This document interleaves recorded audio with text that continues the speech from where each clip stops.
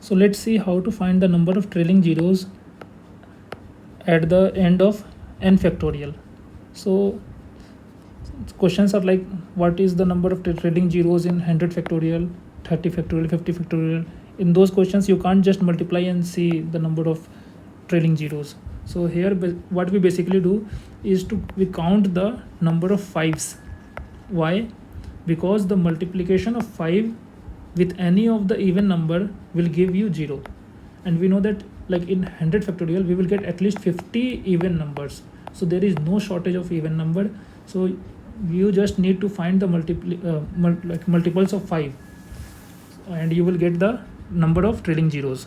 So to find the multiples of 5, what we will do is, suppose n factorial, we have a formula n by 5 floor function n by 5 square plus n by 5 cube and so on. So floor function, if there is an integer inside it, we will get the integer as it is, and if there is an integer which lies between two integers, we will get the value which is the lower of the integer. 7, 8.7, again we will get 8, like floor integer of the greatest integer function or floor integer function. So let's take an example. So for example, suppose 100 factorial. So we have to find the number of zeros in this. So the formula will be 100 by 5 plus 100 5 square plus 100 5 cube plus 100 5 4 and so on.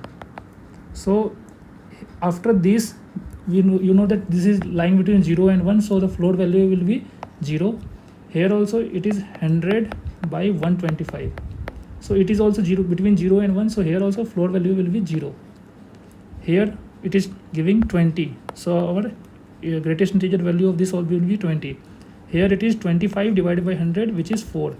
So what we are getting 20 plus 4 plus 0 0, okay, so 24.